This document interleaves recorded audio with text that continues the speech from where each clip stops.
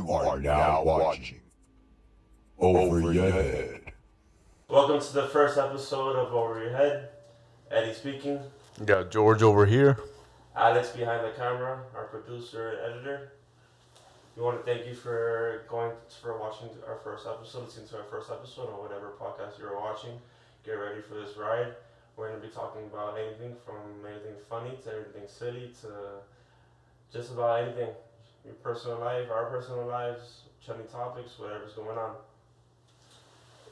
Yeah, I mean, sounds like a good plan, man. Let's just get started. And how you been, Eddie? I've been good, in and out of the hospital, but finally here. This is our fourth attempt.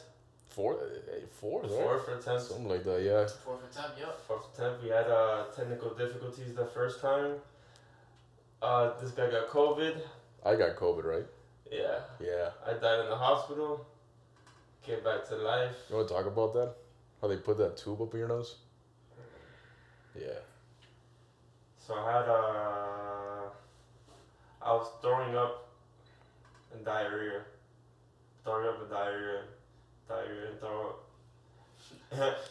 And then It sounds like a stomach issue. yeah. That's your combo. Yeah, the double twister. And then, so I started throwing up and diarrhea. Went to the urgent care, throwing up at the urgent care. They give me a shot on my booty, Was it on your booty? on my left booty, Oh, Lord. On the cheek? left cheek. Oh. She's like, we gotta do it on the left bun. Man. Yeah, I'm like, okay, like you feel me? I got a meaty bun. Oh, this shouldn't be too bad. That shit hurt so much. How big was the needle, bro? Huh? How big was the needle? I didn't look back. I was supposed to look back, arch my back, and look back. I would have shitted myself, dog.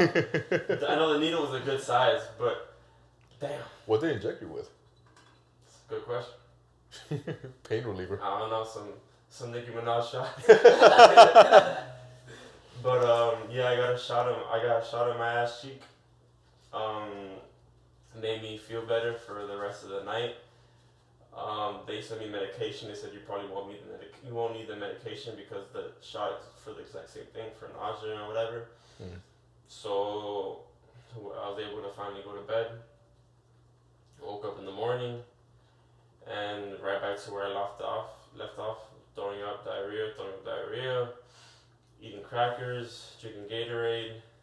My dad gave me baby food for some reason. She just pulled up with baby food He to just your pulled room. up with a little compota and a little spoon, like that was supposed to make me feel better. Bro, your breath must have stank, dog. Yo. Like prunes, like green beans and prunes. And yeah, he had me eating that. I wasn't able to down any of that. A sip of water, throwing up, Gatorade throwing up, Pedialyte throwing up. And eventually asked my dad to take me to the hospital. Drove to Miramar, because God knows I'm not going to one of these Hialeah hospitals to go die. Like, yeah, I have a mosquito bite. Yeah, you have 2 days to live. It's sir. an amputation. It's an amputation, sir. Yeah, we're gonna have to amputate, sir. So I made sure I went to Miramar. Throwing up in the waiting room. It's scary because as soon as you get to the gates of the hospital, I'm literally walking with my dad, and they're like, he can't come in. Like immediately, he can't even step inside the building. He couldn't step He in the couldn't even building. step inside the building. Oof. You literally at the gate, they're like, what do you feel? I'm like, I feel nausea, diarrhea, like I'm super nauseous. Okay, come in. He can't come in. I'm like, okay. And then literally they print out the wristband, you put on the wristband, you're in the waiting room, I'm in the waiting room throwing up. Thank God it wasn't busy. They eventually called me in, checked my vitals, height, weight, blood pressure, Mm-hmm. sat me back down in the waiting room. They said wait till a room is open. They finally got me a room, this little garbage ass room. And they took me to the room and I'm throwing up diarrhea. And they were like, we need to COVID test you before we're able to have you with the other people, with the other COVID free. So they had you guys separated into different... No, they had us all integrated Uh-huh. with the sick people, with the COVID people. Oh, okay. Yeah. And then these people would come into the room with like biohazard suits, like they were having these Jesus. crazy masks with like tubing, like crazy as that. And then they eventually they tested me. I was negative, and that's when they started running these CT scans and all types of scans. And I remember just making friends with as many nurses as I can, just being friendly, because it made me feel more comfortable, like trying to make friends out of people. Because then I don't know, it's just things. Well, at least you weren't alone by yourself. You were at least But making were friends they with people. bad though? Were they bad? I think they were men. Well, the first he was nice. He was a handsome fellow. Yeah, it was a guy at first. He was my nurse, and I was talking to him. He was complimenting me on my tattoo. Like, oh, like I like your tattoo. I appreciate it. He lifted up his sleeve. He was sleeved up. I don't know if he was trying to make me cool or he was trying to fuck with one of the two. But yeah, he was super cool. We're talking about actually podcasts, and he's like, oh, I love Joe Rogan and this and that. I was like, oh, me too. And he's like, bro, we're still talking about Kanye. And he was like, oh, Kanye's like a genius, but not everybody understands him. And me and him were like my brother. We could talk about that all day, man. Yeah, We'll say that topic for another day. But yeah, so everybody's super cool. And then eventually after running the scans, they said I had one of either 3-4 things that I couldn't pronounce, and they offered me this tube, which was the big deal of the whole trip to the hospital, where they put this tube down my nose. Well, Alex, can you look up what the tube is called? Yeah, so we can give the people. Yeah. But continue. Tube down the nose? Down my nose, through my throat, to my stomach. Yeah. You know, supposedly, I talked to my mom about that because I told her while you were in the hospital, and she said that in Cuba they put it to pregnant women because supposedly whenever they're gonna do any sort of C-section or anything over there, there's a chance that whatever's in your stomach can come back up and it can get into your lungs because you're gonna be sedated. Yeah. So they put that all open your nose. My mom had it as well. She said it's horrible, absolutely horrible. It was the worst experience. It's called a nastrogastric tube. Yeah. I think I heard That's what it's that. called? It got a little thickness to it. I ain't gonna lie. How thick was it? Like, we can just show the people. Like this. They stick that in your nostril? Dude, that's Yeah. crazy. Literally, he was like, because by the time me and him, we had a couple conversations. So I'm like, he's like, this sucks. Mm-hmm. Like, this straight up, this is horrible. He's like, but you need to do it. It's gonna give you immediate relief. And then I guess I didn't ask the right question. That I asked how long this process is gonna be, and the dude said 1 minute. He said not even a minute. So I told myself, I was like, I can handle a minute at tops of torture or whatever. I can handle Of intense pain. Of intense pain. I can handle that. So it's like, all right, cool. I got that a minute. So then it brings the tube. The tube's like this. He gives me a styrofoam cup, a cup full of water. He goes, hold it close to your face. He says, hold it close to your face. And as I put it in, whenever you feel a burning sensation in the back of your throat, take a sip of that water. Because it lubricates the tube on the way down. Yeah, I didn't know the science behind it, but whatever. I'm like, okay. So I'm focused, I'm pumped up. I'm like, okay, we got this. It's going to make us feel better. I hold the cup close to me.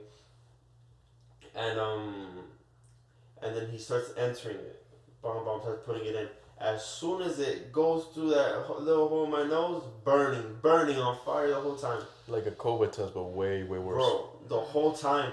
And you feel it just slowly, and I'm coughing, I'm choking, I'm weeping, my nose is running. I tell him, never mind, I don't want this anymore. Hold on, but it was only him doing it, or was there like a team of people? No, there was people around, but he was the one performing the thing. Gotcha. Like, he was the one putting it in. And I was just weeping, like, no, I don't want this anymore. I'm having anxiety attack. Get this out of me. I don't want this anymore. He says, Eddie, and I told him to call me Eddie. He's like, you got this. Like, keep going. And I'm like, and I hear my heart going beep, beep, beep, beep, beep, beep, beep.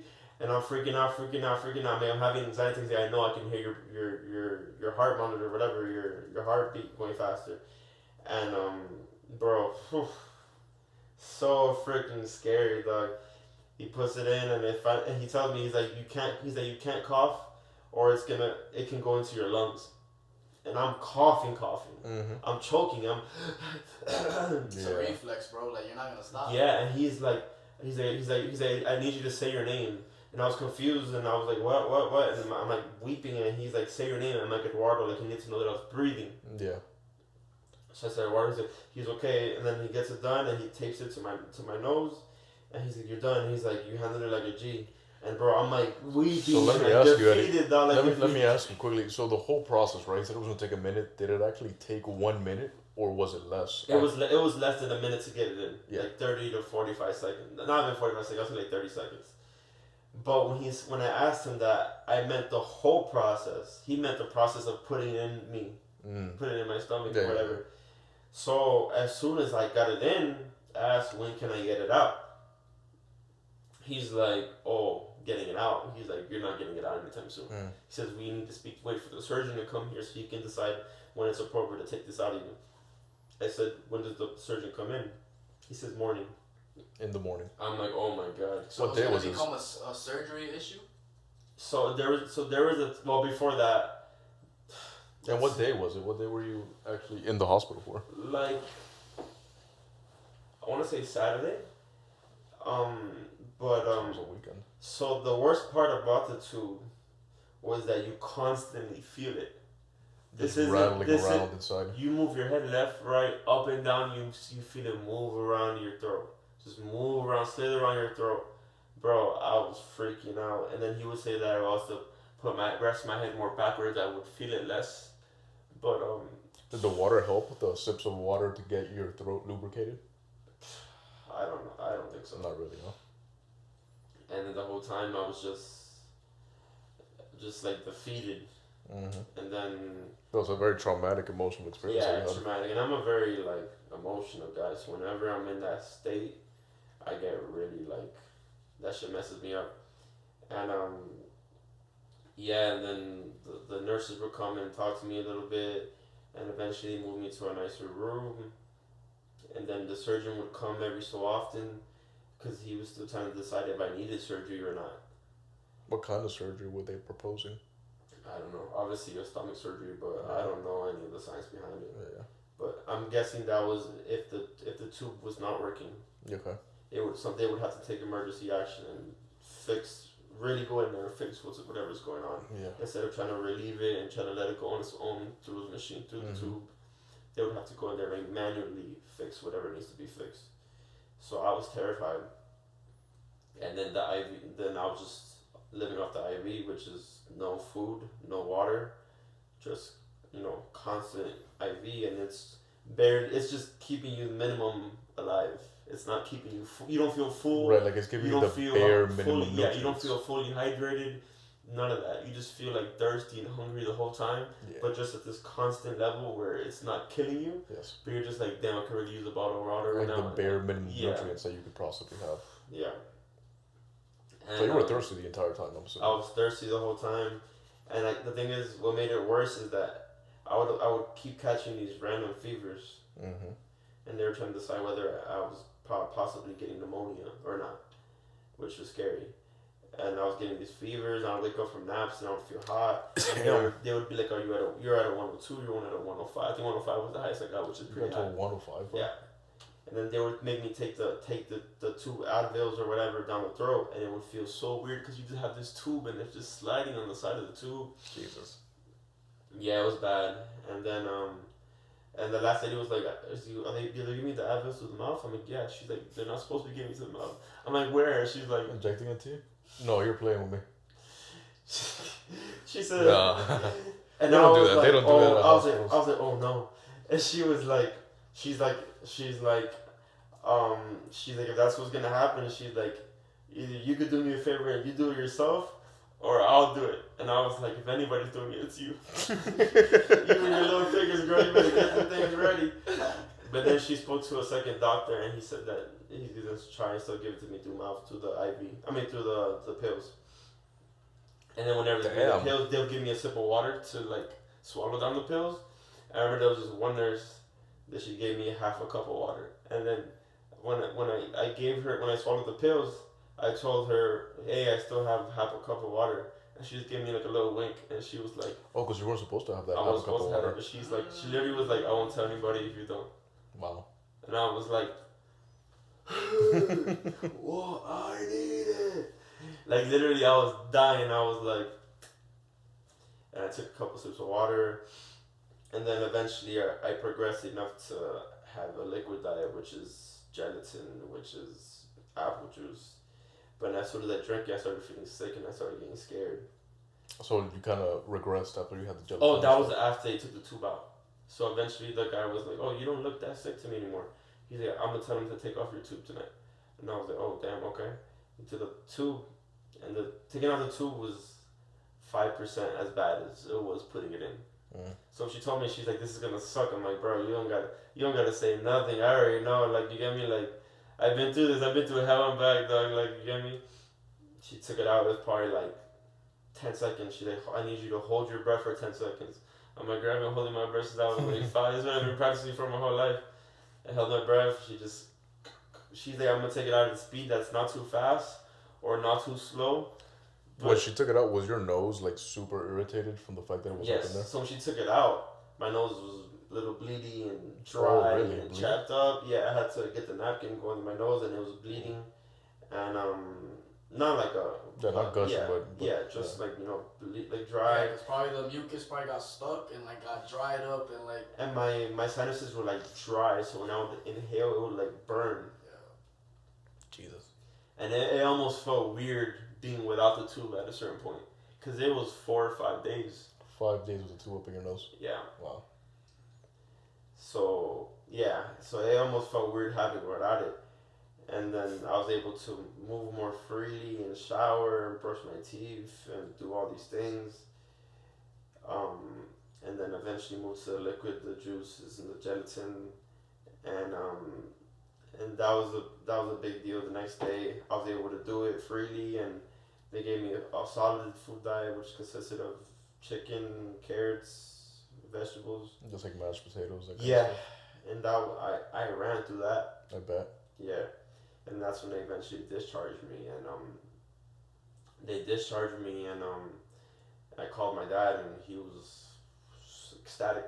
That's super relieved, I guess, right? Like like you really didn't have a lot of information. I mean, were you like FaceTiming him and talking to him, just keeping him up on the progress of the situation? No, I was speaking to my sister, and my sister was informing my parents, because my sister's more level-headed. She's more headstrong. My parents are more emotional. That's where I get my emotional side from. Them just being constantly emotional. So, and they were both very understanding that I had the tube in my throat for most of the time. So calming me wouldn't be the smart idea. Yeah, because it would have hurt to speak when you were. You had And the the longer I had the tube in me, the more I was losing my voice, and things like that. I noticed my voice getting more like raspy. yeah, more raspy. Like hoarse. Yeah, and my throat was hurting more, and they would constantly inject and like spray me with like a numbing to try and relieve that soreness in the back of my throat. So yeah, so then eventually I got discharged, and that was a big deal. Everybody was very happy. My mom was happy. My dad was beyond happy, because he was going through it as well. And then he came to pick me up, and it was crazy. It was like getting out of jail. What I would imagine, like they put the rule to push you out in a wheelchair.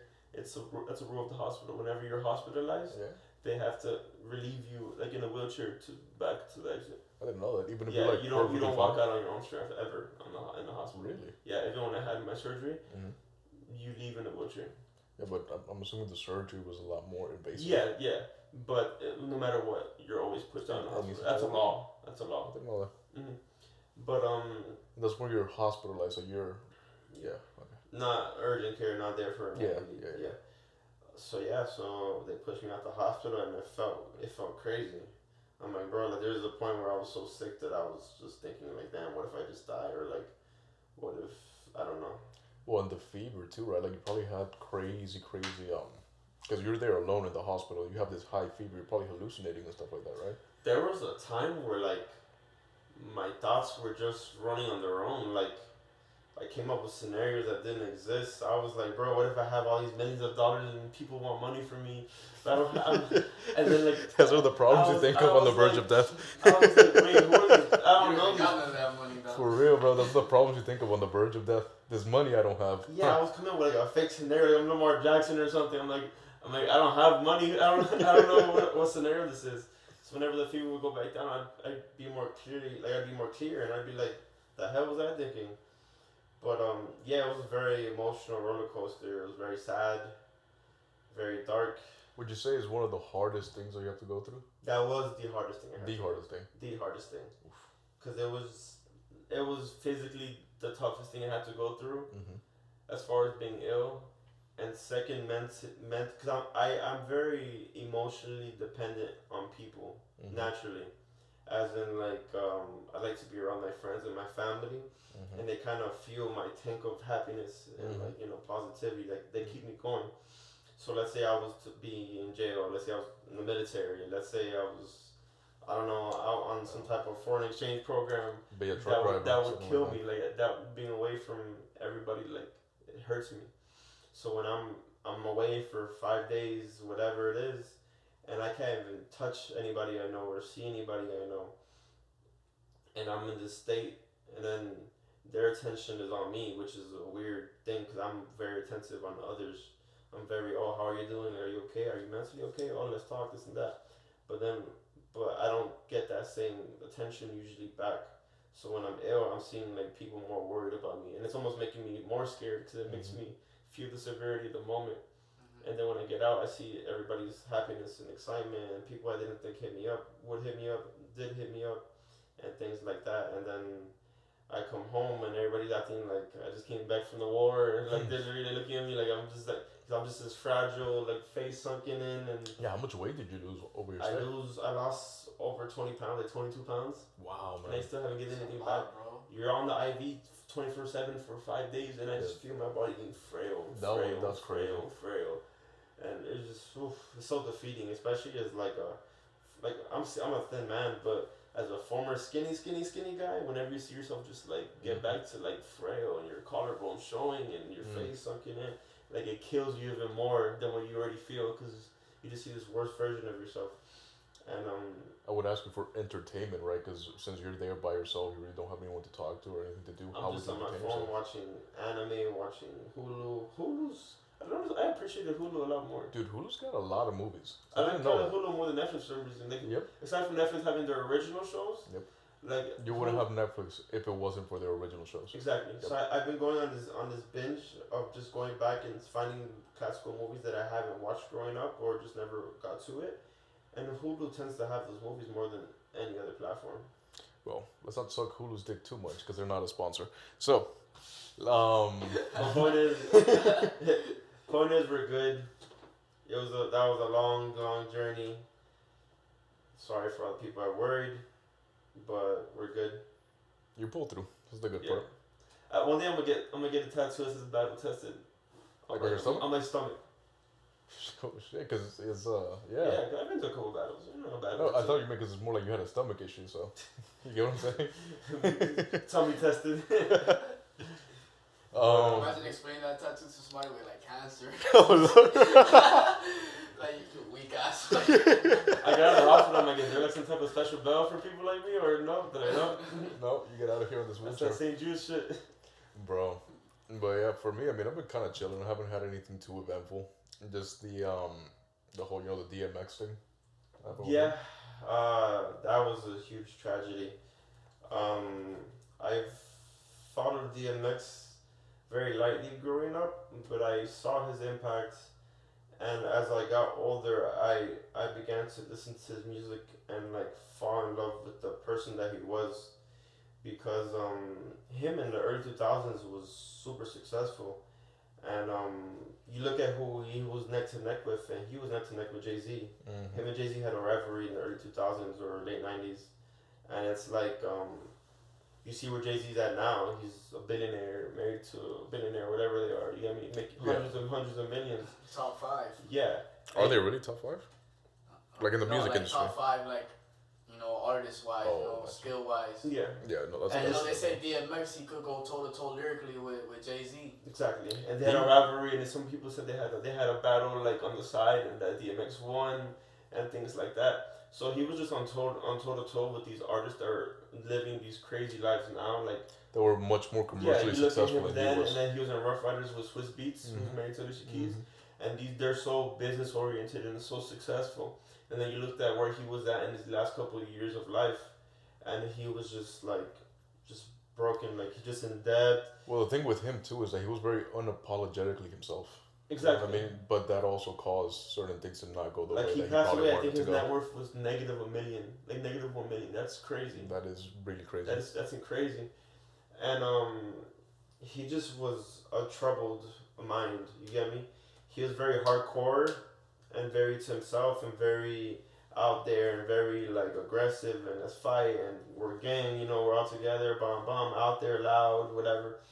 But he always made his sweeter side known through his music. That very like religious oriented, like God Was it really? first. It was religiously Yes, oriented? in every song, Yeah. damn near every song, there's some type of prayer. It's God this, God that, God this, and then probably like 10% of his music, was like, oh, like we're hitting dudes, we're fighting this and that. Probably people were mistaking him as a gangster rapper. Probably. Yeah, so he was very like, I kind of call his style like just like hardcore gospel, where it's like I'm gonna speak about God's way, but I'm gonna talk about my demons as well. I'm gonna talk about the side that I fight every day, the side that I grew up in New York, and that I had to survive. And he even said in an interview, they had him in an interview I saw on Instagram, that he spoke about his addiction. He said that he grew up a very clean kid.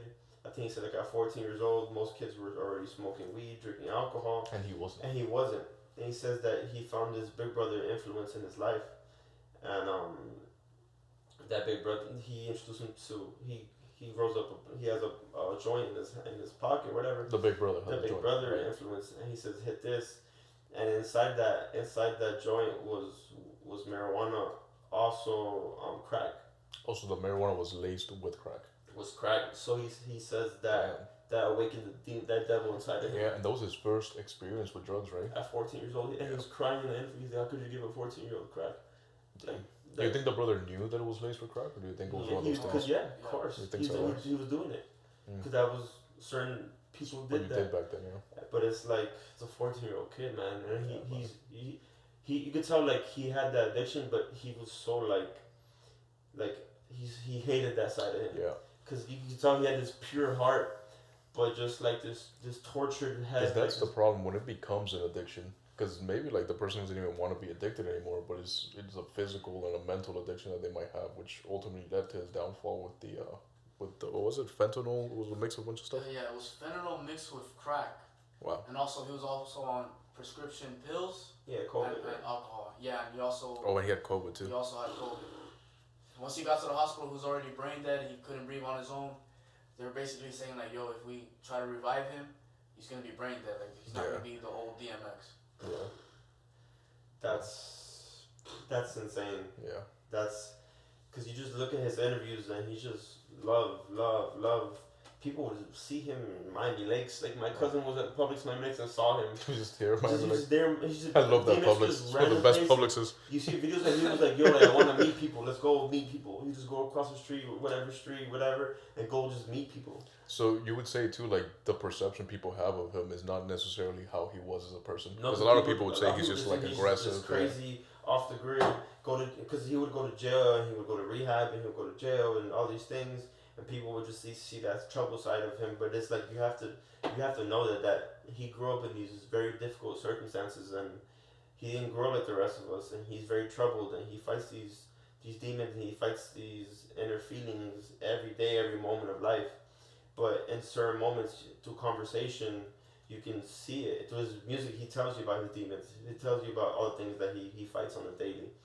And but you can always see the love there. Mm-hmm. So every time somebody has met him that I've heard of, every interview, he's talking about God. He's talking about love. He's talking about his kids. He's talking about being happy. Always, he's a preacher. He was literally like preaching, but telling you the other side of the coin.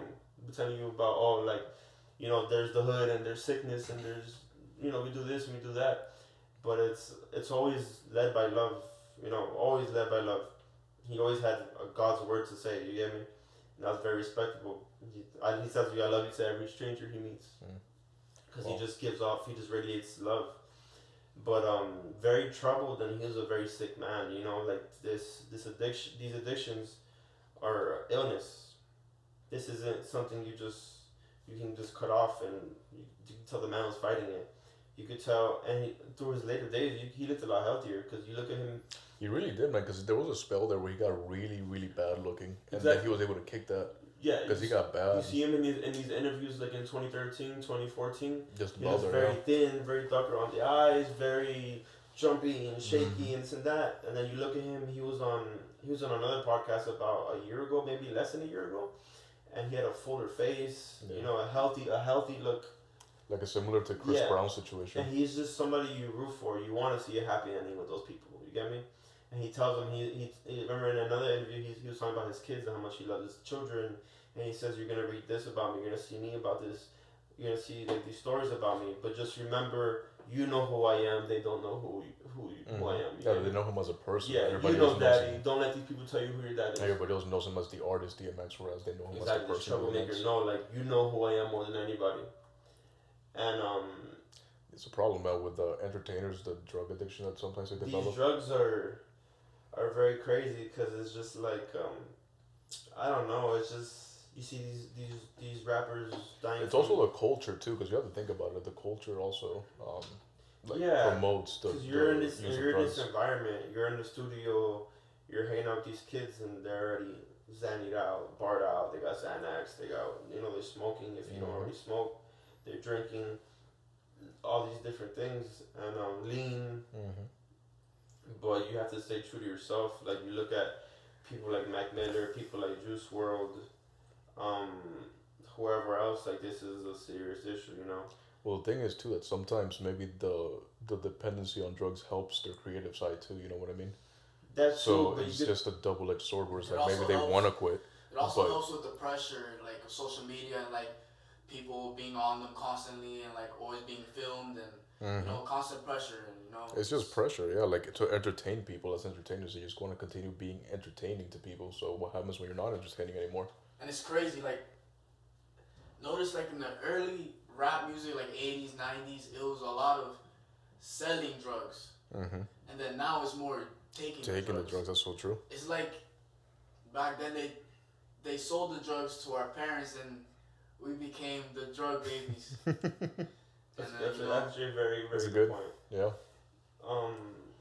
And it's just like when you're living that lifestyle and you're already somebody who deals with anxiety and depression before you make it, it amplifies those negative feelings that you have. You get me? So if I'm come up in cardio, I make music on the side and it's what I love. But also when I come home, I have anxiety, I have depression, I have suicidal thoughts. Once I make it, it's not those problems don't go away. Exactly. It only amplifies those feelings. Mhm. And I moved. My parents live in Miami. I moved to California. I'm alone. You get what I mean? Well, So when yeah, you're alone, those lows are lower, and when you're on your highs, those highs are a lot higher. That's 'cause you're even the being thing praised. too, right? So like when you're alone, you are. But let's say like you find people and you meet friends or whatever, and these friends are in the same like environment that you're in, and like you said, when you're alone, you start getting these depressive thoughts and these terrible thoughts. So you find these friends, right? You hang out with them, and then since everyone's already doing drugs and everyone's consuming and having a good time, it's just easier for everyone to just do it. Yeah, it just it sucks because the people you've seen it take it away happen to be the more like creative minds, the more pure hearts. Like Mac Miller, like it's the most pure person I've probably seen in music. It just smiles and good vibes, but you can always see behind that smile was some like sadness. You get me?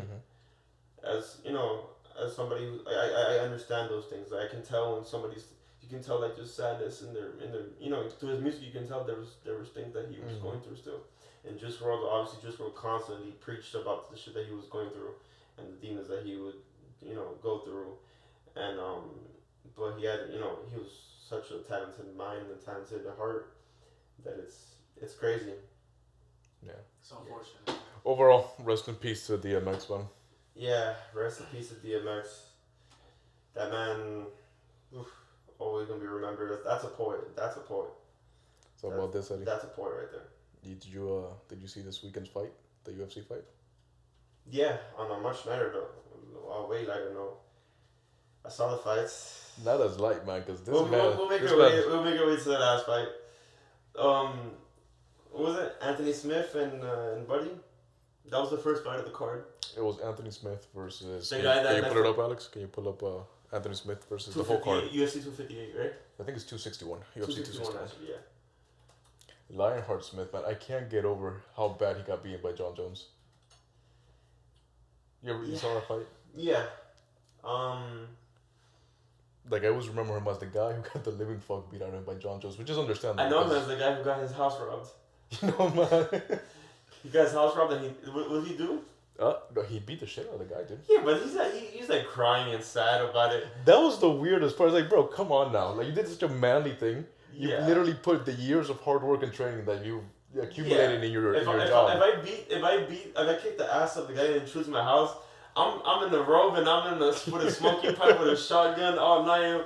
I dare somebody to come here again. Let's see what we got here. All right, so it was Anthony Smith versus Jimmy. Was that Cruel? Crute. Crute? Was he French? This guy. I guess so. But he won the fight, huh? Yeah, I saw that he clearly won the first round, and at the end of the first round, He's Australian. Australian. What was it? UD? Unanimous decision? no, it was a TKO. Oh, TKO. TKO'd him. Because the guy messed up his foot, he messed up a tendon or destroyed whatever. That at the end of the round, they tried to tell him, he's like, get ready, and he was like, let's fight like this. You see him like barely walking, and he's like, bring it on, and the ref's like, you're not gonna fight like that. It was a bad day for feet that day, man. It's a So terrible day for they feet. called that off. Anthony Smith won, and the second fight was Chris Weidman. Uriah Hall and versus Uriah Chris Hall. Weidman, man. And I'll tell you what, Uriah Hall is a bad man. He's a huge dude. I Yeah. didn't realize he was that big. I didn't know how big. Well, that's Dude. middleweight, right? It's middleweight. He's 185, but he's just like stacked with muscle. And it just so happens that the last person that beat Anderson Silva is Uriah Hall. And the first person to beat Anderson Silva after he went on his crazy streak was Chris Yeah, Weidman. Chris Weidman has said that they all three share a fate that nobody Yes, understands. That they yes. share like a connection Yes. that nobody else does. Did you see it live, the actual injury? This one? Or Yeah, no, the Chris episode Weidman. one? The Chris Weidman one. Yeah, from last weekend. Yeah, from last Yeah, week. I watched that live. Dude, that was gruesome. Woo! He didn't even know his And leg there's was just broken. like this slight second where you don't know that your leg is Yes. messed up. Because he kicks him, right? And when he goes to put his foot down, is when he realizes, oh no, I don't have a foot anymore. Yeah, I don't have a foot anymore. His leg just buckles and he's just screaming in pain and the fight's over. And you see, I saw Daniel Cormier talking about it, and he says the whole crowd just went silent, just like silent, and all you hear is a scream. Chris Weidman is he's American top team, right? That I don't know. You don't know? No, It but wasn't much. I right? saw Ariel and DC talking about it, and Ariel referred to the time he saw Anderson Silva break his foot against Chris Weidman, and he said that he's never heard a man screech like that in his Oh, life. Lord. The thing he said is, that too, he said that he was working behind stage, like his behind stage, so Anderson Silva had to make his way on the stretcher through the backstage to get to the ambulance. And he said he never heard a man scream like that in his life. the crazy thing is too that the way Uriah Hall checked that kick, it wasn't. Very normal. It was very normal. Like it wasn't as bad as how like Chris Weidman, he put his knee all Yeah, the way he tight. checked it. You know what I'm saying? He checked that kick. Yeah, Whereas Uriah Hall just put he his ate foot it. down. Yeah, he just ate it. Very normal check, and then I guess I don't know. This is a calcium deficiency that Chris Imagine Weidman having has. to, imagine having to follow up that. You have to leg kick somebody after that. Mm. You see that happen? I'll be scared. The next fight was Valentina. Valentina The next Shevchenko fight was Valentina, and versus that some fight girl there. was woo. What's that girl's name? It was Jessica Andrade. The one that Yeah. you said looked like the villain from Lazy Town. No. She was just like the villain from Lazy Town, bro. Paint a mustache on her, Tim. I gotta pull that shit up on the screen. Yeah, dog. you have to throw that on the I'm screen. gonna post that shit on the screen, dog. It's just such a perfect. Bro, Oh my god. and it sucks to me and her have the same hairstyle. Like she's like a Dyke's dream, Yep, literally. bro. That girl is strong. Saw Yeah. her legs compared to Valentina. He's looking up the picture. People The are Lazy Lazy I can't Town. believe you said that. Stefan Carl Stefansson, man. Don't read about the actor because I know the actor passed away in a very dark way. Oh yeah, yeah. So I don't know. Oh Lord! Oh no. You put that up, post that. But Ooh, shout man. out Valentina. She's trained at my gym before. Shout out Bushido Gym. Does she train at the gym or she was just training She's there? trained one time at least, Yeah. but I haven't been following them for over a year. So she possibly could have gone before, Yeah. but she has trained at my gym at least once or twice in the time that I followed them. But I wasn't active at the gym. I'm going to be active at the gym, but I noticed. But when she came, I was so mad. I'm like, bro, imagine. I would love to meet Valentina, and bro, she is raw. She's so good. She picked her up and dropped and took her down like 3-4 times. She and ragged just all dominated. She ragged all Dominated The thing her. is that Jessica Andrade is known for her wrestling. She's not known for her striking. She's short. She's like 5'1". And Valentina just showed that she was stronger, that she was bigger, Just she was overall, more technical, and she just The whole just package. destroyed her the entire fight. And also, I was listening to DC and Ariel, and they were saying that she's more technically sound than Amanda. Oh yeah, she's way more. They just said technical that than they said they take Amanda because she's stronger and she's a way bigger stronger, body. way bigger, and Yeah. her arms are longer. But I'll tell you what, with Valentina, she is way more technically skilled. And she's improved. She's way more technically skilled in both striking, right, and wrestling, because her Mhm. wrestling is god level too. But she's just overall the better fighter. But Amanda's She has literally, power. she's got She just needs to catch you slipping one time, and she'll put you to sleep. like she's got crazy amount of power, like genetically. But if they run it back, I got money on Valentina. You know they fought twice already. They have? Yes, and Amanda won both of them. The second one, Valentina won that fight. In my opinion, it was clear that Valentina won that fight, but And what year was that? I'm not sure what the year was. We'd have to look it up. But Valentina was already established. Like she was Valentina Shevchenko. Say, look at her, and I just don't see anybody like her. And she's smart too, man, because she speaks like 4 languages. She speaks better Spanish than than she speaks English. English. Yes, she does. And it's I not agree even with close. that. Not even close, no. She speaks Russian, Ukrainian, Spanish, and English. She is Ukrainian? I Isn't believe she she is Ukrainian? Ukrainian. Is Ukrainian a language? Ukrainian is a language. It's separate from Russian. Okay, bro, like... And if I'm wrong, edit it out. Don't. Yeah, I don't think they fought before. I think Valentina fought Nunez, I think. Nunes, yeah. That's what she was... Yeah, Amanda Nunes. Yeah. But, Valentina just seems like the perfect fighter. Like, I see her, and I just don't see anybody that brings an overall package like her in the women's division like her. Well, you saw that Zhang Wei Li fight versus Rose? Thug Rose? Bro, The little airbender over there, dog. Dude. Bro, first of all, she's adorable. Yeah, she's so nice. Yeah, like you see, when you see her ready to go to war, just like Ronda, you just see like this scowl, like, whoa. But and then it's funny because when they were announcing the names and Thug Rose and whatever and Zhang Wei Li, you just see her speaking. So you see her, I'm the best, I'm the best, I'm the best. Who was speaking to who? No, Rose saying it to herself. To herself. Because you know how she says that after, she says it before. And that's, I've done that before. Like whenever I'm like, to hype herself whenever up. I'm hyping myself up, I tell myself I'm the best, I'm better, like this and that. And you just see her, I'm the best, I'm the best, I'm the best. You're like getting like ready, I'm the best, I'm the best.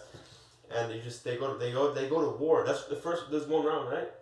It was in the One round, first round. I one believe round. it was in the first round. She caught her with that And Jay disgusting Lee switch kick. is a monster. You see her, even in the punches that she throws that she misses, those she's The throwing power she's throwing in those punches, because she's athletic as hell. If you look at her body, she is built. traps, shoulders, bum. And I followed Arms, her on biceps. Instagram. She's training 365 days out of the month. I'll tell you what though, I Of the feel year. like one of the things is like she's Chinese, like All she this pressure, takes their shit seriously. Yes. Yes, like all she Her knows whole is life is fighting, training. and she cannot lose. All her life is training, Mm-hmm. and she's a sweetheart. You look at her, and she's always smiling. And How do you think she took the loss? I didn't think she took it all that well. Ooh. Well, first of all, Yeah. when she got hit with that head kick, She was out. It shook the world, and she got buckled. She was gone. And then what was it? She got dropped, and then She got dropped. Doug Rose finished her off, She got him with the. and then she popped back up, but she couldn't even stand. Well, I'll tell you what though, because it popped back up makes it sound like she just got up. I yeah, don't think she popped no, back she up. was out. She kind of like Like she dazedly like got she up. folded. She Yeah, folded back She up. folded. They called it off. She pretended to. She got up. She was mad. She was like, "Why did you guys call it off? Like you can't Well, even it's stand. You can't even Yeah. walk." She was out. Like She's once like she saw the replay again, she was like, "All right, I think I see it now." Like at first, when she got hit, she got up. She's like, "Yo, what the fuck? Like, why y'all call it off?" But when she saw the replay again, she was like, "All right, I think I see why." It's just when people like that are so successful, and she's lost. Has she lost? Yeah, she lost twice. She had lost before. Yeah, twice. Not in the Probably, UFC. probably though. like way before. Well, the- she lost once, but this is the Yeah. second loss. Yeah. So you know, like I'm pretty sure that loss is in decision. Mhm. that lost prior. So it's just like certain people, like they're not, they don't know what loss feels like. They don't got that in You them. know what I mean? Like John Jones doesn't know what loss feels like. Khabib doesn't know what loss feels like.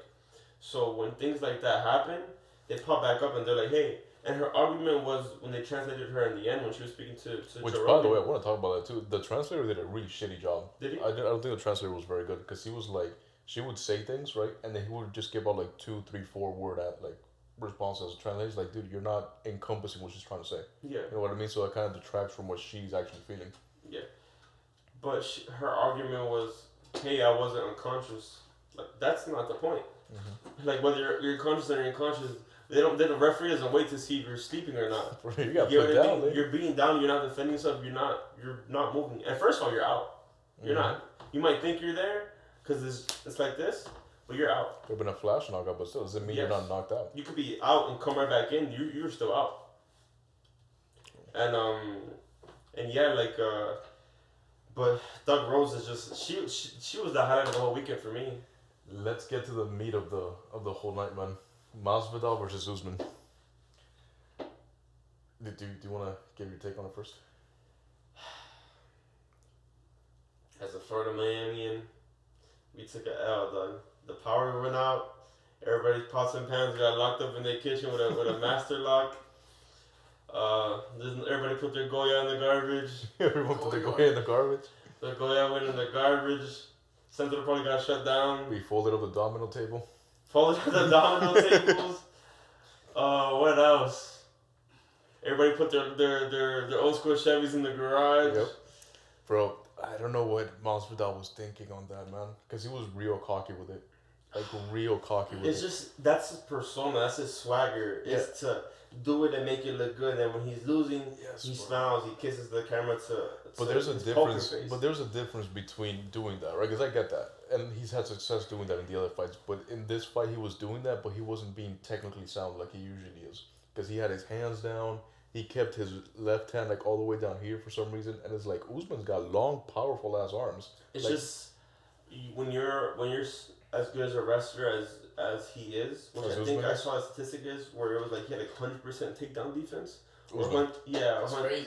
That's like insane. You never Usman had 100% Yeah. takedown. He's never been taken down in the UFC. never. That's some John Jones shit before Alexander Gustafsson. That's crazy. That's insane.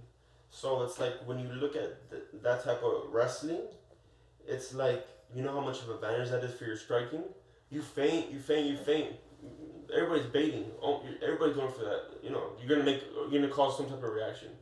And bro, move the left. He moved the one hand, open the window. Bro, that was fantastic. Ding. The level of technicality, he jabbed, and as he was coming out of the jab, he was moving George's right hand out of the way, and then he just ducked underneath and bang, kana. George messed up too, because I was like, I don't know what he was doing, trying to counter strike when it's very clear that Kamaru Usman's trying to throw like a straight, heavy right to your jaw, man. But it is what it is. He was like, I gotta respect that. Like, I'm a fan of him just for that shot, because that was like as a boxing fan, that's beautiful. Yeah. We'll talk about this though too. On the ground, it was, in my opinion, Masvidal was winning on the ground, even though he was on his back. Yeah. Because he was just being active off his back. He had Usman in He a got taken position where he down one couldn't do time, anything. no? One time. The knee, he got taken down on the knee, right? And then I think a second time he was trying to get up on the fence. And then Usman was able to take him down again, but it wasn't like anything too crazy. And when he was taken down the first time, he was still inflicting damage from the ground. He was dropping elbows. He was hitting, until eventually he made his way back up. Mm-hmm. But And it's worth saying too, like Usman, he dedicates himself completely to fighting. yeah, You know what I mean? he's still improving, like you said. And he's still improving. it's clear, because his wrestling is damn near perfect. So Marty Usman. Marty Usman, man, and then you just And that's the thing, Masvidal was not, in my opinion, right? Because he's got his whole fighters league, right? He's gonna do the bare knuckle boxing fighters league. Mhm. He's gonna do. Oh, we got our producer over here. But yeah, you just see like the his wrestling is already perfect as it is. So his striking is just getting better over time, and with the right coaching, with the right everything. He's got Trevor Whitman, right? I'm not sure. He has got Trevor Whitman. He's produced. It's Trevor Whitman's got Usman. Actually, you have to look at it. I think he's. I don't want to say names to this guy, but I know he has like 3 champions. I think he has Rose. Rose is one of Trevor Whitman's fighters, And Gaethje. And Gagey. Yeah, Gagey. But Gagey's not a champion, obviously. But he's got Rose and Yeah. Usman. Damn, he might win Fighter of the Year this year. I mean, the Coach of the Year this year. But that was insane. We took that one. We took that one to the chin, didn't we? Yeah. Yeah, man. It hurts. That hurt. I literally ended the night. Literally, I saw the fight, and it was what, like midnight or close to midnight, and literally, I'm like, I'm gonna go to bed. After you saw him again. After I saw him get knocked out, I said, "There's nothing left for this night for me." I'm You're calling right, it a night. dude. It's one of the things where it's like it made your night so much worse. And then you Yeah. wake up the next day, and it's like, well, that was a fucking And night. I was like, the stars are lining for Jorge because these things were happening back to back, and I'm like this Yes, is I is felt what very it's meant confident. for. You get me? I All get these that, fights were yeah. perfectly happening. Bam, bam, bam. None of those fights went to the decision. None. Not one single. It was one of the quickest UFC events ever. Not a single fight went to decision. I think overall, all the fights lasted like 20 minutes. Overall, all the fights. That's insane. In the main card, obviously. Oh, you saw the DC and Jake Paul. I did see that, dude. That Jake Paul was supposedly making faces at DC, and DC was like, "Hey, I need a minute right now." He's For, like, his broadcasting He's like, "Oh, we people. can't give you a minute." He said, "Well, I need. I need it. He went over there. He told him in his ear, "Hey, you need to stop talking shit, and you need to leave me He the said, fuck "I'm a alone." grown ass. I'm man. a grown These man. children games. You know, I ain't want this YouTube. Yo, DC would, if DC didn't have arms, he would still Bro, murder Jake Paul. Jake Paul, he got interviewed on Hawani, and he said that he was ready for whatever. He's like, "You're talking Against- all that against DC? against DC." He said, "You're talking all that crap." He's like, "I'm ready for whatever. We can do that Player. right now." Hey, bro, he's a two-time champion, lightweight and a heavyweight champion of the UFC. Yo, he's Not playing, bro. boxing, UFC, and an Olympic wrestler. He was an Olympic wrestler, He's right? an Olympic wrestler, gold medal winning Olympic wrestler. Gold medal? Gold medal. Fact check me real quick, Alex, please. He The knocked man- out the- Stipe Miocic, The bro. man is like 250 right now, probably like 240, 250. He's beat Derek Lewis. He fucked up Derek Lewis. He's beat Anthony Rumble Johnson, Gustafson. Gustafson, like just elite world And class he's strikers. knocked out Stipe before, Knocked out Stipe. which is considered the best heavyweight of all time to some people. Some. Yeah. Just knocked him out. Bro, that's insane. Because that's Yeah, the he got a couple medals. the gold ones, right? He got a couple medals. What color? He got golds. He got bronze. He got a lot of golds. I was saying the man, Like man's a freak wrestling. athlete. You're not beating him Yeah, in that's- anything. No. No, not at all. The man literally weighs like double your weight. I'm exaggerating, obviously. No, but I get what you mean. He's got at The least man what, weighs like 40, 50 pounds. 250. And wherever you want to take it, he's going to destroy. He literally said, I can kill this man, and he can. He could. Ben Askren could kill him. It's just that not Yeah. in boxing. Yeah, not in boxing. And he's talking to Tyron Woodley like Tyron Oh, Woodley crazy. like nobody. He's talking crazy. Yeah, he's Tyron talking Woodley. crazy. I'm like, he's like, I can kill you. Like, and he's like, sign the contract. Like, no, I can kill you right now. Yes. Like where we stand right now. Yes. Like that's crazy. You have to admire Jake Paul though for being able to market himself though, bro. Because how much did he make off of those fights? $3 million at least. Supposedly he didn't make that much, straight up money. I think he made Like just purse money. like 500 grand, 800 grand, whatever it Nah, was, come of on straight now. up money. And then, but he had a percentage of the pay per view, Okay, he had a like a big percentage. And with that percentage, he said he made over like 5 to 8 mil or maybe more. Nice, bro.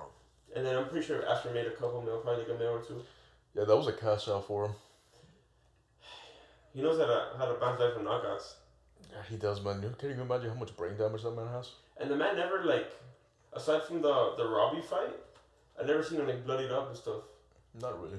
He never really got bloodied. Like it's never struck like Knocked that. up by Jorge. Didn't he? And he got No, Jorge didn't blow him up. yeah. The man he said that he had no headache, no nothing. He just went home normal. That's bullshit, bro. That can't be You right. tell me you don't got no headache? You get kneed in the face. That's what I'm saying. You I get get knee in the knocked face, bro. I get flicked in the head. I get a fucking headache. This man got a whole I'll knee go to with a his headache face. this morning for no reason. You telling me if I get kneed in the head, I'm fine? Gee, shit, bro. I Hell didn't no. sleep all last night. I have a headache. Yeah, come on now. But yeah, can't believe he made that much, man. I thought he made a lot more just off like the purse. Mm-hmm. Like he only made 500K. That seems. I don't know. I thought he would have made more just straight up purse money. Mm-hmm. So with Dogecoin, Man, Dogecoin's going up, and then it went down. Y'all putting money on it? I didn't. You did too, right? I just didn't have that much to put. I wish I would have put more. I did too. I think everyone wishes they would have put more. Yeah. I think my boy Jimbo put like all his savings or close to most of his savings Damn. into Dogecoin and cashed out. He cashed out. But he's staying in. Like he didn't take out any of his money. Yeah, bro. But yeah, Because that's and the Elon thing. Musk said it to the moon. You already know Elon says it's gonna happen. That's our I mean, Iron Man. long term, that's the play, man. It's just what I was looking at because I wanted to buy more, but then I was kind of like, oh, I want to see it hit 50. If it hits 50, then you know that it's gonna be something that could have potential to keep going up. Like $50. 50 cents. 50 cents. If it hits 50 cents, then you know you can continue investing in it. My dad actually, because he asked me about it, because he wants to get into like crypto trading and stuff, and he told me which one should I invest in. And obviously, like we don't have $53,000 to invest in Bitcoin or anything like that. So I was like, okay, the one that has the most potential right now, in my opinion, is gonna be XRP, right? So it's Ripple, just based on how they're structured and how much market cap they have, and Dogecoin. So those are the two that I put my money on, and hopefully, 5 to 10 years from now, they blow up like Bitcoin did. You said XRP? XRP. Yeah, that's a good one. Yeah, things are becoming so much more digital and so much more like stock based that we're just we're learning about this on the go. Mm-hmm. Really, it feels like all of a sudden everybody just turned their Yeah, heads on it. everybody's just studying and doing these things on their own. Imagine if we would have had the knowledge if we would have learned about this in school. Imagine how more well off we would have been. That's the Because thing back too, then, man. people didn't really see it like They that. didn't see the potential. They saw like, stuff oh, that. internet, like people are gonna fucking steal your money or They really like, it's did. gonna be like scamming. Like people And want look to at put people their now. trust into that. I know, bro. Can you But the imagine people- having invested in Amazon when Amazon was like in And 1999 Uber? or Oh my Uber? God, Uber, ooh, boy. Well, not us, because we're not old enough for that. But Uber, yeah, not Uber, Amazon. yeah. Uber, we are. We would have invested in Uber back then, you would have been cashing out now. But yeah, I guess we all need to stay tuned and learn more about that as we go on the fly. More bad news, I guess. Well, There- actually, kind of good news, but Good news, but we can't get too excited over this because there's still many things that need to be done as far as Breonna Taylor and there's still a lot of people that need justice. But Derek Cockhead, what's his actual last name? Doesn't matter. No, it's Cockhead. Derek Cockhead got sentenced to second-degree unintentional murder, yeah. third-degree murder, and second-degree manslaughter. Manson's looking at about 75 years right now if they don't put more on it. I mean, man, the thing about the whole situation, I was talking to Alex before we even started like being on air. I honestly think that the only reason that George Floyd died, right? There were two reasons. One of them, he was huge, and the other one, he was black, because that doesn't happen to a white guy. The guy was just so built. You know what I mean? And what does the killer look like? What do you mean the killer? Derek Cockhead. What does he look What like? do you think he looks like? A 5'7" white man that's way too Precisely. and that's the goddamn problem, because it's like if they weren't cops, right? If you take the badges away, you take the guns away. George Floyd could have beat the crap out of all four of them. They tried to like assault him in the street, but since the cops felt empowered by the fact they have guns, You see him? look at him. That boy ugly as fuck. This pre-cum ass man. It's like, dude, the fact that these people like they felt empowered, right? Because they have their guns and they have their badges, that they could do that to somebody especially that big and that powerful. Because let's talk about the guy's a fucking specimen. Yeah, it's That just, dude is just built and huge, and ultimately like that's not a crime, man. Like being huge and being black, it's not a crime. So he shouldn't have died for it. It's not, but it's just we need better people as policemen. It's like we can't have these everyday men walking around and carrying a badge and a gun. It's like, no, you need to be people who are mentally not only fit. It's all about because they just see physically trained. Okay, you pass a couple tests, or you can run a mile or two. That's a good question It's too, like, because no, if you think need about it, right? You need to be mentally analyzed and mentally tested so that we need to be able to trust that you're mentally capable of being under these circumstances and being under these stressful situations and be able to handle it correctly and not be empowered because you have a badge and a gun and this guy's bigger. And that, like, no, we need to know that you're going to make the right decision no matter what time. I understand that there's stressful situations and there's things that we wouldn't understand as common men in your everyday Joe. But it's like we need to be able to confide in you and do these things because you're on the law. You're trained. We're not trained. We don't know these things. You need to be trained mentally and physically to do these things so that you can, at least there needs to be somebody in every situation like this that, like, if you see another officer that's fucking up, you need to be like, yo, you're fucking up. Like, let's say That's the thing, too. he had the knee on his neck, and you had 2, 3 other policemen over there. And they didn't say shit. Like 4 or 5, probably more. They didn't say shit at all. And you're telling me, as a human being, you look at that and you don't be like, yo, like. Well, there's a situation too, right? Because this is what I'm saying about the dude just being gigantic in general. Is like I feel like the other cops were literally scared to tell this cockhead guy, Derek Cockhead, to tell him, "Hey, get off of him," right? Even though it's clearly you could see, dude, you're killing this Yeah, man. you He's can't saying, breathe. "Hey, I can't breathe," but those other cops, they were probably scared because they were like, well, one, the situation's stressful as hell, right? Mm-hmm. Two, I don't know how the dynamics work, but since this cockhead guy, Derek Chauvin, since he looks older, I'm assuming he's been in the force a little bit longer than the other guys have been. So he's got sort of seniority in that situation. So they just deferred to his kind of like idea of how to handle the situation, which was a poor way to handle the situation. Stupid. And then I hear that his charges might not be they might be lowered because of the fact that he has no prior charges. Well, if we go to the charge and stuff, right? So you're definitely hitting him with, what was it, unintentional manslaughter? Mm-hmm. Or unintentional... 2nd degree unintentional and 3rd degree murder and 2nd degree manslaughter. Okay, so manslaughter for sure. So you're hitting him with the manslaughter. That's for sure. You're hitting him with negligent manslaughter even, because that was, if you look at it, was negligent behavior as a police officer. Extremely. Then the other one was what, 3rd degree? Mm-hmm. And you look up the 3rd degree one for me, Alex, because I don't really remember what the legal definition of it was. But I know for a fact, like, it's not necessarily like enraged intent, but there's something of that effect. Well, 3rd degree is perpetrating an act intimidating.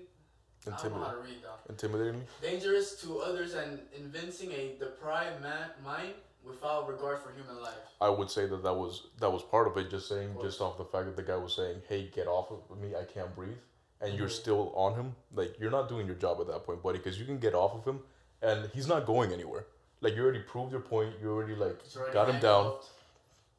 Exactly. You have enough men. You have enough men to, like, to deal with the situation. Of any size. Because, like, if you're telling me, because the thing is, too, right, so we look at the other side of the situation, he was trying to kind of, like, get away from the cops or whatnot, right? Mm-hmm. So he was trying to escape from the other side of the car. I get that. You restrained him. You went a little bit excessive on the force. And then, well, I'm saying at first, right? Excessively at first, because already you're putting your neck on somebody's leg. Of course. So, like, at first. And then you continued. So you actually doubled down on the excessiveness of the force, which is, like, it's definitely grounds for 3rd degree, bro. Like, there's definitely intent of not getting off of a guy. That's insane. Well, If anything, his sentence needs to be longer for somebody that should be trained in those things. Because you're a person of power. You should know better, This, bro. yeah, you're not this is not a mistake. it was definitely not. This is not a mistake. It was This is definitely not a intentional. mistake. You're somebody that's supposed, like I said before, you're supposed to be trained for these circumstances. And the fact that you're doing it it's very, like, against your power. You get me? Mm-hmm. It's against everything you stand for. So it should be looked down the most, and it should be penalized more than your average person, in my opinion. And another thing too that I was talking to Alex before we got on air, it's that the thing is, what you've seen the picture of him actually on the guy, Yes. right? I've seen video. You've seen the video and you've seen the picture. Mm-hmm. The way it looked, at least to me, was that Chauvin had just killed an animal, like in a safari, and he was kind of like trying to pose himself and be like, oh, look at me, I'm so great. Yeah. And that's no way to treat a human being, bro. Of That's Hands a in the human pocket, being. bro. Everybody's telling him to get off. He's just like, his fucking hands in his pocket. Like, He's yo, almost like showboating at the fact that he was able to take down George Floyd. That's literally how you treat a freaking animal. And I That's get it. literally how you treat an animal. And that's not something that like policemen should be doing. And I get that that's not all policemen, but you need to do a better job as, like as a system to weed out guys like that. There needs to be more laws, more procedures There needs to be more put into accountability, place. bro. Yeah. Yeah, more accountability. And more accountability. You have to step up as a department, as a officer that was there or witness or whatever, and be like, yo, I feel you like messed up. the reason why a lot of cops don't speak out like that Mhm. is because they're afraid of losing their jobs. Of course. Oh yeah. The department likes to protect the police and like Exactly. to protect Yeah, the name. definitely. They have like a police men trying to speak And up. they gotta look out for one another. Yeah, And the men in blue, like, It's like a little like, code, bro. It's like brotherhood shit, bro. no, like that's Brotherhood stupid. That's stupid. As an individual, if I see anybody that I know that fucks up that bad, I'm like, yo, you fucked up. You need to step up. You need to be like, this guy fucked up, but we're doing this to avoid the situation, and we're not like those guys. But if you're just quiet about it, just because somebody wears the same uniform as you do, well, of course we're gonna put you together in a group because you're just quiet. Well, in a way, you're also contributing to the problem. Exactly. By not saying shit, by not When I'm speaking by up not for what's speaking right, about you're it kind and of speaking how allowing you're bad things making to a happen. difference and you're running things differently. You're not choosing that same side and that same stance. You're proving the cause correctly, but if you're just ignoring it and be like, hey, like, we're just men in uniform, bam bam, you're just a part of the issue. Ultimately, if you're not standing up for what's right, then you're just continuing to allow what's wrong to be done. You're an accessory. Yeah, You're exactly. basically an accessory. But yeah, man. I mean, it's one of those things where it's like I don't think two wrongs make a right. Like, yeah, it's wrong that George Floyd tried to like leave the scene right after being arrested, but it's also definitely not right for him to have to pay for it with his life. I agree. Yeah, bro. Like he didn't ask for this though. A lot of people be like, oh, thank him and this and that. Like he sacrificed. Like he didn't need a sacrifice. He should still be here. It's a He great didn't point. want to sacrifice, bro. He really didn't. That's not a sacrifice. It's not a sacrifice, dog. He was That's a regular murder. guy doing a regular thing and just got taken away. That's not a sacrifice. Like, nobody should die so that there could be more attention to the issue. And like this is a start. You know, this is like a fucking pebble into the ocean. Like it's one little small step to a big problem. You know, this is like we're finally seeing some accountability. Like now I didn't expect that accountability. Yeah, that was like surprised. I really thought like it was not gonna go anybody's way. Well, what's fair is fair. That's what I would say. And the sentencing, at least to me, was fair. Even like Eddie said, if you want to make an example out of the guy, you could even give him more years just so shit like that doesn't happen anymore. And at the very least, we got some type of justice, at least for this one case, for his one situation. Yes. His family Yes. can rest. His soul can rest knowing that the person that did this is being held accountable finally. Yeah. But on the larger picture of things, That's a great point this too. this should be motivation. This should be create some type of momentum that we need to attack all these situations the same way with the same amount of attention, with the same amount as we need to be focused on this because this is a real issue. And the same thing with the Asian crimes and stuff like that. We need the same people that stand up and speak against these black lives that are being taken away. We need to stand alongside the same Asian people, same Hispanic people, same everything, because this needs to be a community that stands together and works together to find an overall solution so we can all live peacefully in harmony. You get me? Whenever there's an issue against hate, when there's an issue against race, color, sexuality, like there needs to be this large community. It needs to be everybody, but that same community that puts all this work and brings this to light. They need to be there and for all of this. Exactly. Like this one thing this country is really good at doing is dividing people, man. Like to put us in groups, colored people, Republicans, Democrats, Religion, women, men, religion, freaking Oklahoma City Thunder, Miami Heat. Like it's all like it was always gotta be a divide. Like exactly. We're a lot stronger together. exactly. And We just gotta understand that, like, everybody just gotta come together. Like, once we see that, once we come together, you don't understand how strong we are, though. And this is the first time I've ever seen that being put into place where people were marching and people were standing. I was standing, I was protesting, and other people were protesting, and people that we know. And this is the first time in my life that I've seen people stand together of all nationalities and all colors and all sexualities. Were there any white people there? Yes. White people, Yeah. Hispanic people, black people, Asian people, all types of people were making these marches and protests for months and months and months and months. And this is the first time where I've seen that in my lifetime. Well, public outcry does carry some weight when it comes to decision making. I mean, and the thing is too, like if you think about it, this is a political case with the whole George Floyd thing, in the sense that there are political implications put into the decision of this case. You get what I'm saying? Yeah. So it's like if you get enough uproar from people wanting to create a certain standard and certain change, then you're gonna get that eventually. If you get enough people to be like, "Hey, this is wrong." I agree. But yeah, it's important too, because like you said earlier, case by case basis. Like not every case is the same, and sometimes, like for example, again, Alex and I were talking about the Michael. Yeah. That's how you pronounce it, the Brian? The 16-year-old girl with the knife. No, 16-year-old with a knife. Yeah, I didn't look into that situation Oh, deeply, but I did. that one's a crazy situation. It's basically a cop, right? He discharged his weapon into a girl that was trying to stab another girl with a knife, like literally as she was stabbing the other girl. It just so happened that everyone involved except for the cop was a person of color, and the cop was a white guy. Supposedly, the girl with the knife was the one who called the police. Yes. Because the other girl was like threatening her or some shit like that, and then she called the police, and then I guess she pulled out a knife trying to defend herself. Then when the cops pull up, she sees the girl Stabbing. about Like to stab imagine the in the girl. motion, in the stabbing motion. Like But she's defending it in defense of herself. No. The other girl, the girl that was about to get stabbed, right, who was originally the aggressor, right? Because we don't know what happened beforehand. We only know what happened what we see from the body cam footage. Okay. There's a girl in pink. She's the aggressor who the other girl that was holding the knife called the police on. Girl in pink, right? The girl comes out. There's kind of like a scuffle. There's a girl that gets knocked to the floor, right? There's a guy over there who, by the way, kicks the girl who just fell into the floor. I thought that was a little weird because no one ever mentions, that situation, but the cop pulls up literally as this is happening. The girl's getting pushed down to the floor. The girl in pink is over here next to a car.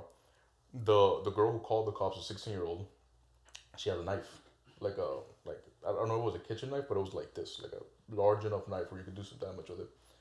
And as she was like coming towards the girl, like to stab her, right, like literally doing this motion, the cop pulled out his gun and he shot her like 4 times, right. It was a big girl too, because the thing is that girl looked like she was big, like she had power to her. It's not like she was a frail girl who you could just like grab her and hold her back. Yeah. And I'm telling you, the situation is fucked up because she was literally in the stabbing motion. Like she wasn't like cocking at the stab. She wasn't like threatening she was gonna stab. She was doing this to stab. Mm-hmm. So the cop did what he had to do, and again, like I was saying, it's case by case, right? So how are you gonna tell the parents of the girl who didn't get stabbed, right, that what the cop did was wrong? You know what I'm saying? Mm-hmm. So like you guys said, it's just a matter of keeping an open perspective and definitely trying to keep away all those negative thoughts and feelings that we might have. I agree. It's just crazy times we're living in, and hopefully these issues get solved and we make progress. I don't see them being completely done in our lifetime, but I see it building some type of momentum, and hopefully it's in a much better place when we leave this world than when we came into. You know what's crazy too, because it's like if you think about it, the world's changed so much since our parents were our age, like a crazy amount. And as messed up as things are, there is a lot of progression compared to where things were 50, 60 years ago. At least there's a discourse now, because I feel like before there was not as much talk of like just the everyday problems that would arise in terms of like racism, sexism, all that kind of stuff. Like people just didn't talk about it. It was kind of like a given. Mm-hmm. And even though there were like marches, like but that was in the 60s. That wasn't even our parents' age. Well, I don't know how old your parents are. That was like grandparents. Because in our parents' lifetime, our parents' lifetime, that was like, they're getting to civil rights. Yeah. That's when they were like kids. yeah, And like like at kids. that time, they would probably remember like JFK dying. Not even, because I think that was 60s too. I mean, they probably remember Yeah, it's like Vietnam late War. 60s. Yeah, but the I'm Great saying Depression like is when. Huh? The Great Depression is when. Well, then again, I don't know how the old Great your parents Depression guys was are. 1929. Yeah, that's like, But I'm saying like that's like the time period when our parents are like kids, like kids, 7, yeah. 8. That's like the JFK. That's like our 9/11, or the recession, or probably COVID. Mm-hmm. That crazy event that happens, in every generation. That's the thing you tie to your generation. Like, oh, it's the most memorable thing that happened. Oh, I wonder how old my parents. Could you actually look up when the Kennedy assassination was? I want to know how old my dad was and my I'm mom pretty sure it was. was 1967. bro. 67. JFK? Yeah, I thought it was later. Yeah, no, because your parents might. 1963 actually. 63. The JFK? Mm-hmm. Yeah, no, my dad wasn't born at least, but my Really? dad's only like in his 50s. Like, my dad's pretty young. November So my mom. 22nd, 1963. Yeah, my parents weren't even born. How old? Yeah, my dad wasn't even born yet. My parents are in their mid-50s. I think they're like 54. Because I'll tell you this, I know Haley's mom, my girlfriend, her mom was born by that time. So there's definitely some parents that were really young when that happened. There's a generation that sees these things, and the generation that deals with the repercussions of these things, like the effect of it. You get me? Because like you said with the rap, when the music, but there's like the drugs and the drug dealers and the drug generation comes, and then the drug babies. It's the same thing with these things. So there's generations of pain. So I feel like our parents' generation dealt with more like the post of things. Like the drugs and all these things. The 80s or 70s. Ronald Reagan. More drugs, Yeah, more communism Reagan, too, because you all can't these forget about things. communism. So there's just the next generation just dealing with those feeling with those leftover traumas that our parents had. And this is the thing too, because were your parents in Cuba or were they here? His dad's Dominican. Yeah, Is your mom Cuban? yeah, my mom's Cuban. Was she second Cuban? generation? She was Cuban. born on 73, I think. In Over Cuba. here though, not over Yeah, there. over there. By the Oh, time I okay. think she was like 6 or 5, she came.